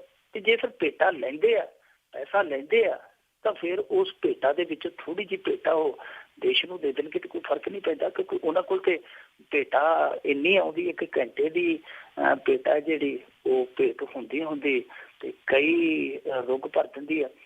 ਸੋ ਉਹ ਵੀ ਇੱਕ ਵਪਾਰ ਆ। ਜਿਸ ਤਰ੍ਹਾਂ ਜੋਤਸ਼ੀ ਇੱਕ ਵਪਾਰ ਕਰੀ ਜਾਂਦਾ, ਟਰਸਟ ਵੀ ਵਪਾਰ ਕਰੀ ਜਾਂਦੇ ਆ। ਟਰਸਟਾਂ ਵਾਲੀ ਖੇਡ ਤੇ ਇੱਥੇ ਬੜੀ ਦਿਲਚਸਪ ਹੈ ਇਸ ਮੁਲਕ ਦੇ ਵਿੱਚ। ਸਾਡੇ ਕਈ ਨੇਤਾ ਤੇ ਕਈ ਅਭਿਨੇਤਾ ਇਹੋ ਜਿਹੇ ਜਿਨ੍ਹਾਂ ਨੇ ਆਪ ਹੀ ਟਰਸਟ ਬਣਾਏ ਹੋਏ ਆ, ਆਪ ਹੀ ਉਹਨਾਂ ਟਰਸਟਾਂ ਦੇ ਚੇਅਰਮੈਨ ਆ, ਆਪ ਹੀ ਮੁਖੀ ਆ। ਕਰਦੇ ਕੀ ਹੈ ਕਿ ਇੰਨੇ ਲੱਖ ਇੰਨੇ ਕਰੋੜ ਜੀ ਅਸੀਂ ਟਰਸਟ ਨੂੰ ਦੇ ਦਿੱਤਾ, ਉੱਥੇ ਕੋਈ ਟੈਕਸ ਦੀ ਪੁੱਛ ਪ੍ਰਤੀਤ ਨਹੀਂ। ਇੰਨੇ ਕਰੋੜ ਇੰਨੇ ਲੱਖ ਉਹਨਾਂ ਨੇ ਟਰਸਟ ਨੂੰ ਨਹੀਂ ਦਿੱਤਾ ਹੁੰਦਾ। ਬਾਕੀ ਉਹਨਾਂ ਨੇ ਦੇਸ਼ ਦਾ ਟਰਸਟ ਤੋੜ ਕੇ ਆਪਣੇ ਟਰਸਟ ਦੇ ਵਿੱਚੋਂ ਕੱਢ ਕੇ ਟਰੰਕ 'ਚ ਰੱਖਿਆ ਹੁੰਦਾ, ਯਾਨੀ ਕਾਲੇ ਧਨ ਨੂੰ ਉਹ ਗੋਰਾ ਕਰਕੇ ਤੇ ਫਿਰ ਆਪਣੀ ਜੇਬ 'ਚ ਪਾ ਲੈਂਦੇ ਆ। ਇੱਕ ਇੱਥੇ ਬਹੁਤ ਚੋਟੀ ਦਾ ਐਕਟਰ ਆ ਜਿਹੜਾ ਅਕਸਰ ਵਿਵਾਦਾਂ 'ਚ ਘਿਰਿਆ ਰਿਹਾ, ਉਹਦਾ ਵੀ ਇੱਕ ਇਸੇ ਤਰ੍ਹਾਂ ਦਾ ਟਰਸਟ ਚੱਲਦਾ ਤੇ ਲੋਕ ਉਹਨੂੰ ਬੜਾ ਪੁੰਨਾ ਰੱਥੀ ਗਿਣਦੇ ਆ। ਮਾੜਾ ਮੋਟਾ ਉਹ ਪੁੰਨ ਕਰ ਵੀ ਦਿੰਦਾ, ਪਰ ਉਸ ਟਰਸਟ ਰਾਹੀਂ ਉਹ ਫਾਇਦਾ ਵੀ ਬਹੁਤ ਘੱਟ ਜਾਂਦਾ। ਦੋਵੇਂ ਚੀਜ਼ਾਂ ਨੇ, ਨਾਲੇ ਪੁੰਨ ਨਾਲੇ ਫਲੀਆਂ, ਨਾਲੇ ਉਧਰੋਂ ਸੱਚਾ ਲੋਕਾਂ ਦੀ ਨਿਗਾਹ ਦੇ ਵਿੱਚ ਪੁੰਨਾ ਰੱਥੀ ਹੈ ਤੇ ਨਾਲੇ ਉਹ ਆਪਣਾ ਕੰਮ ਕਰੀ ਜਾਂਦਾ। ਸੋ ਇਸ ਤਰ੍ਹਾਂ ਦੇ ਜਿਹੜੇ ਟਰਸਟ ਆ ਉਹ ਵੀ ਆਉਣੇ ਚਾਹੀਦੇ ਆ ਘੇਰੇ ਦੇ ਵਿੱਚ, ਜਿਨ੍ਹਾਂ ਦੀ ਕਮਾਈ ਜ਼ਿਆਦਾ ਹੈ। ਔਰ ਇਹ ਸਲੈਬ ਰੱਖਣਗੇ, ਸਲੈਬ ਜਿੱਥੋਂ ਤੱਕ ਸੁਣਨ ਦੇ ਵਿੱਚ ਆਇਆ ਕਿ 10 ਲੱਖ ਤੋਂ ਵੱਧ ਜਿਹਦੀ ਇਨਕਮ ਆ ਉਹਨੂੰ ਇਸ ਟੈਕਸ ਦੇ ਦਾਇਰੇ 'ਚ ਲਿਆਂਦਾ ਜਾਏਗਾ। ਤੇ 10 ਲੱਖ ਦੇ ਦਾਇਰੇ 'ਚ ਤੇ ਮੇਰੇ ਖਿਆਲ ਦੇ ਨਾਲ ਬਹੁਤ ਸਾਰੇ ਜਿਹੜੇ ਪ੍ਰਚਾਰਕ, ਬਹੁਤ ਸਾਰੇ ਜੋਤਸ਼ੀ, ਬਹੁਤ ਸਾਰੇ ਟਰਸਟ ਜਿਹੜੇ ਆ ਜਾਣਗੇ, ਕਿਉਂਕਿ ਕਈ ਤੇ ਇਹੋ ਜਿਹੇ ਬਾਬੇ ਅੱਜ ਕੱਲ੍ਹ ਤੁਰੇ ਫਿਰਦੇ ਆ ਜਿਨ੍ਹਾਂ ਦੇ ਘੰਟਿਆਂ ਦੇ ਹਿਸਾਬ ਦੇ ਨਾਲ ਇਹ ਲੱਖ ਬਣਦੇ, ਘੰਟਿਆਂ ਦੇ ਹਿਸਾਬ ਨਾਲ ਇੰਨੇ ਘੰਟੇ ਲਾਵਾਂਗੇ ਇੰਨੇ ਲੱਖ। ਜੋਤਸ਼ੀ ਵੀ ਇਹੋ ਜਿਹੇ ਆ ਜਿਹੜੇ ਕੁੰਡਲੀਆਂ ਦੇ ਵੀ ਕਈ ਹਜ਼ਾਰ ਲਈ ਜਾਂਦੇ ਆ। ਸੋ ਇਹ ਸਾਰੇ ਜੇ ਇਸ ਦਾਇਰੇ ਦੇ ਵਿੱਚ ਆਉਣਗੇ ਤੇ ਇਹਦੇ ਵਿੱਚ ਫਾਇਦਾ ਹੀ ਹੈ, ਕਿਉਂਕਿ ਇਹ ਕਿਹੜਾ ਬਹੁਤ ਜ਼ਿਆਦਾ ਕਈ ਮਾਰ ਕੇ ਬਹੁਤ ਜ਼ਿਆਦਾ ਮਿਹਨਤ ਕਰਕੇ ਪੈਸਾ ਕਮਾਉਂਦੇ ਆ। ਜੇ ਇਸ ਤਰ੍ਹਾਂ ਕਮਾਉਂਦੇ ਆ, ਕਮਾਈ ਹੈ, ਭਾਵੇਂ ਉਹ ਸੌਖਾ ਕਰਦੇ ਔਖਾ ਕਰਦੇ ਆ, ਤੇ ਫਿਰ ਕਮਾਈ ਦੇ ਵਿੱਚੋਂ ਜੇ ਟੈਕਸ ਦੇਣਗੇ ਤੇ ਇਹਨਾਂ ਨੂੰ ਕੋਈ ਬਹੁਤੀ ਤਕਲੀਫ ਨਹੀਂ ਹੋਣੀ ਚਾਹੀਦੀ। ਦੂਜੇ ਪਾਸੇ ਮੈਂ ਕਹਾਂਗਾ ਕਿ ਜਿਹੜੇ ਮੰਦਰਾਂ ਦੇ ਟਰਸਟ ਬਣੇ ਆ ਤੇ ਟਰਸਟਾਂ ਦੇ ਕੋਲ ਟਨਾਂ ਦਾ ਟਨ ਸੋਨਾ ਪਿਆ, ਉਹ ਕਿਸ ਕੰਮ ਆ? ਮੇਰੇ ਖਿਆਲ ਦੇ ਨਾਲ ਉਹਨੂੰ ਵੀ ਦੇਸ਼ ਦੀ ਸੰਪत्ति ਕਰਾਰ ਦੇਣਾ ਚਾਹੀਦਾ, ਕਿਉਂਕਿ ਭਗਵਾਨ ਜੇ ਕਿਹਾ ਜਾਂਦਾ ਕਿ ਸਰਬ ਸਾਂਝਾ, ਤੇ ਜਿਹੜਾ ਫਿਰ ਭਗਵਾਨ ਦੇ ਤਹਿਖਾਨਿਆਂ ਦੇ ਵਿੱਚ ਮਾਲ ਪਿਆ ਉਹਨੂੰ ਵੀ ਸਰਬ ਸਾਂਝਾ ਕਰਾਰ ਦੇ ਕੇ ਤੇ ਉਹਨੂੰ ਲੋਕਾਂ ਦੇ ਵਿੱਚ ਵੰਡਣਾ ਚਾਹੀਦਾ। ਲੋਕਾਂ ਦੇ ਵਿੱਚ ਨਹੀਂ ਤੇ ਘੱਟੋ ਘੱਟ ਦੇਸ਼ ਦੇ ਕੰਮ ਤੇ ਆਉਣਾ ਚਾਹੀਦਾ। ਜੇ ਉਹ ਭਗਵਾਨ ਹੀ ਕਾਹਦਾ, ਜੇ ਫਿਰ ਆਪਣੇ ਦੇਸ਼ ਦੇ ਕੰਮ ਨਾ ਆਇਆ। ਬਿਲਕੁਲ ਜੀ, ਬਿਲਕੁਲ। ਦੇਸ਼ ਦੇ ਕੰਮ ਭਗਵਾਨ ਆਪਣਾ ਘੱਟੇ ਆਉਂਦਾ। ਤੇ ਅੱਗੇ ਆਪਾਂ ਗੱਲ ਕਰਦੇ ਜੀ ਚੋਣ ਜ਼ਾਬਤੇ ਦੀ। ਚੋਣ ਜ਼ਾਬਤੇ ਨੂੰ ਲੋਕ ਇਸ ਤਰ੍ਹਾਂ ਉਡੀਕ ਰਹੇ ਆ, ਜਿਸ ਤਰ੍ਹਾਂ ਕੋਈ ਵਿਆਹ ਵਾਲਾ ਮੁੰਡਾ ਵਿਆਹ ਦੀ ਤਰੀਕ ਪੱਕੀ ਹੋਣ ਦੀ ਵੇਟ ਕਰਦਾ ਹੈ ਜੀ। ਤੇ ਹੁਣ ਚੋਣ ਕਮਿਸ਼ਨਰਾਂ ਦੀ ਮੀਟਿੰਗ ਤੇ ਖਤਮ ਹੋਈ ਹੈ ਤੇ ਜ਼ਾਬਤਾ ਕੋਈ ਹੈ ਆਸ ਕੇ ਆ ਜਾਊਗਾ? ਹਾਂ, ਜਿਸ ਤਰ੍ਹਾਂ ਵਿਆਹ ਵੱਜ ਜਾਂਦਾ ਤੇ ਫਿਰ ਇੱਕ ਦਿਨ ਉਡੀਕ ਵੀ ਮੁੱਕ ਜਾਂਦੀ ਹੈ। ਗੱਲ ਵੱਜਣ ਦੀ ਹੁੰਦੀ ਜਦੋਂ ਤਰੀਕ ਮਿੱਥੀ ਜਾਂਦੀ ਹੈ, ਉਹ ਫਿਰ ਤਰੀਕ ਆ ਜਾਂਦੀ ਆ। ਮੇਰੇ ਖਿਆਲ ਦੇ ਨਾਲ ਉਹ ਉਡੀਕ ਵੀ ਖਤਮ ਹੋ ਗਈ ਤੇ ਉਹ ਤਰੀਕ ਵੀ ਆ ਗਈ, ਕਿਉਂਕਿ ਚੋਣ ਕਮਿਸ਼ਨਰਾਂ ਨੂੰ ਅੱਜ ਮੁੱਖ ਚੋਣ ਕਮਿਸ਼ਨਰ ਜਿਹੜਾ ਭਾਰਤ ਦਾ, ਉਹਨੇ ਸੱਦਿਆ ਸੀ 5 ਰਾਜਾਂ ਜਿਨ੍ਹਾਂ ਦੇ ਵਿੱਚ ਚੋਣਾਂ ਹੋਣੀਆਂ, ਜਿਵੇਂ ਉੱਤਰਾਖੰਡ ਆ, ਮਣੀਪੁਰ ਆ, ਗੋਆ, ਯੂਪੀ ਆ, ਪੰਜਾਬ ਆ। ਇਹ ਸਾਰੇ ਚੋਣ ਕਮਿਸ਼ਨਰ ਉੱਥੇ ਗਏ ਸਨ। ਇਹਨਾਂ ਤੋਂ ਤਿਆਰੀਆਂ ਦੀਆਂ ਰਿਪੋਰਟਾਂ ਮੰਗੀਆਂ, ਪੁਲਿਸ ਅਧਿਕਾਰੀ ਨਾਲ ਗਏ ਸਨ। ਸਾਰੀਆਂ ਰਿਪੋਰਟਾਂ ਜਿਹੜੀਆਂ ਓਕੇ ਹੋਈਆਂ, ਸਾਰੇ ਰਾਜਾਂ ਨੇ ਕਿਹਾ ਜੀ ਸਾਡੀਆਂ ਤਿਆਰੀਆਂ ਫੁੱਲਿਆ, ਸਾਡੇ ਵੱਲੋਂ ਹੁਣੇ ਹੀ ਚੋਣ ਜ਼ਾਬਤਾ ਲਾ ਦਿਓ। ਉਹਨਾਂ ਨੇ ਸਾਰੀਆਂ ਰਿਪੋਰਟਾਂ ਨੂੰ ਪ੍ਰਵਾਨ ਕਰ ਲਿਆ। ਰਿਪੋਰਟਾਂ ਨੂੰ ਪ੍ਰਵਾਨ ਕਰਕੇ ਆਖਿਆ ਕਿ ਤੁਸੀਂ ਆਪਣੀਆਂ ਕਾਰਾਂ ਲੈ ਕੇ ਆਪੋ ਆਪਣੇ ਰਾਜਾਂ 'ਚ ਜਾਓ ਤੇ ਫਿਰ ਅਸੀਂ ਕੋਈ ਫੈਸਲਾ ਲੈਂਦੇ ਹਾਂ। ਇਹਦਾ ਮਤਲਬ ਇਹ ਹੈ ਕਿ ਫੈਸਲਾ ਕਿਸੇ ਵੇਲੇ ਵੀ ਲਿਆ ਜਾ ਸਕਦਾ, ਕਿਸੇ ਵੇਲੇ ਵੀ ਫੈਸਲਾ ਆ ਸਕਦਾ। ਉਮੀਦ ਕਰਨੀ ਚਾਹੀਦੀ ਹੈ ਕਿ ਕੱਲ੍ਹ ਤੱਕ ਕੋਈ ਨਾ ਕੋਈ ਫੈਸਲਾ ਜਿਹੜਾ ਚੋਣ ਜ਼ਾਬਤੇ ਬਾਰੇ ਆ ਜਾਏਗਾ। ਔਰ ਜਿੱਥੋਂ ਤੱਕ ਚੋਣ ਦੀ ਤਰੀਕ ਦੀ ਇੱਕ ਕਿਆਸ ਰਾਈ ਹੈ, ਉਹ ਬਣਦੀ ਹੈ ਕਿ 8 ਤੋਂ 12 ਦੇ ਵਿਚਾਲੇ ਇਹ ਜਿਹੜੀਆਂ ਚੋਣਾਂ ਹੋਣਗੀਆਂ। ਮੇਰੇ ਖਿਆਲ ਦੇ ਨਾਲ ਪੰਜਾਬ ਦੀ ਜਿਹੜੀ ਤਰੀਕ ਆਏਗੀ ਉਹ 8 ਹੀ ਆਏਗੀ, ਜਿਵੇਂ ਕਿ ਪਿਛਲੀ ਫਰਵਰੀ ਵੀ ਮੇਰੇ ਖਿਆਲ ਦੇ ਨਾਲ 7 ਜਾਂ 8 ਸੀਗੀ, ਮੈਨੂੰ ਪੱਕਾ ਨਹੀਂ ਯਾਦ। ਯਾਨੀ ਉੱਥੇ ਜੇ ਤਰੀਕ ਪੰਜਾਬ ਦੀ ਆਉਣ ਵਾਲੀ ਹੈ, ਸੰਭਾਵਨਾ ਪੂਰੀ ਹੈ ਜੇ ਸਭ ਕੁਝ ਠੀਕ ਰਿਹਾ ਕਿ ਕੱਲ ਜਦੋਂ ਆਪਾਂ ਇਸ ਵੇਲੇ ਪ੍ਰੋਗਰਾਮ ਕਰਾਂਗੇ ਆਪਣੇ ਪੰਜਾਬੀ ਰੇਡੀਓ USA ਤੇ ਉਦੋਂ ਤੱਕ ਸ਼ਾਇਦ ਚੋਣ ਜ਼ਾਬਤਾ ਲੱਗ ਚੁੱਕਾ ਹੋਵੇਗਾ। ਬਾਕੀ ਕੁਝ ਕਿਹਾ ਨਹੀਂ ਜਾ ਸਕਦਾ, ਜਿਵੇਂ ਇੱਥੇ ਦੂਜੇ ਕੋਈ ਤੋਤਾ ਬਣਿਆ ਫਿਰਦਾ, ਕੋਈ ਮੈਣਾ ਬਣਿਆ ਫਿਰਦਾ, ਜਿਵੇਂ ਏਜੰਸੀਆਂ। ਅੱਜ ਕੱਲ੍ਹ ਚੋਣ ਕਮਿਸ਼ਨ ਹੈ ਨਾ ਜਿਹੜਾ, ਉਹ ਵੀ ਇਸੇ ਤਰ੍ਹਾਂ ਦਾ ਹੀ ਇੱਕ ਪੰਛੀ ਪਰਿੰਦਾ ਜਿਹਾ, ਉਹ ਵੀ ਕੋਈ ਲੀਕ ਤੋਂ ਹਟ ਕੇ ਨਹੀਂ ਗਾ। ਇਸ ਕਰਕੇ ਉਮੀਦ ਹੈ ਜਿਹੜੀ ਲੋਕਾਂ ਦੀ ਉਹ ਥੋੜੀ ਜਿਹੀ ਧੁੰਦਲੀ ਹੈ, ਪਰ ਫਿਰ ਵੀ ਸੰਭਾਵਨਾ ਬੜੀ ਪ੍ਰਬਲ ਹੈ ਕਿ ਕੱਲ ਤੱਕ ਚੋਣ ਜ਼ਾਬਤਾ ਜਿਹੜਾ ਸ਼ਾਇਦ ਅਮਲ 'ਚ ਆ ਜਾਏਗਾ। ਹਾਂ ਜੀ, ਬਿਲਕੁਲ ਆ ਜਾਣਾ ਚਾਹੀਦਾ ਹੈ ਇਸ ਤਾਂ। ਅਤੇ ਬਹੁਤ ਬਹੁਤ ਤੁਹਾਡਾ ਧੰਨਵਾਦ ਮਿੰਟੂ ਗੁਰਸਰੀਆ ਜੀ। ਠੀਕ, ਸ਼ੁਕਰੀਆ। ਅਤੇ ਸਰੋਤਿਓ, ਇਹ ਸਨ ਸਾਡੇ ਨਾਲ ਜੁੜੇ ਮਿੰਟੂ ਗੁਰਸਰੀਆ ਜੀ, ਜੋ ਕਰਦੇ ਨੇ ਖਬਰਾਂ ਅਤੇ ਦੱਸਦੇ ਨੇ ਕਿ ਪੰਜਾਬ ਦੇ ਵਿੱਚ ਕੀ ਹੋ ਰਿਹਾ ਜਾਂ ਭਾਰਤ ਦੇ ਵਿੱਚ ਕੀ ਹੋ ਰਿਹਾ।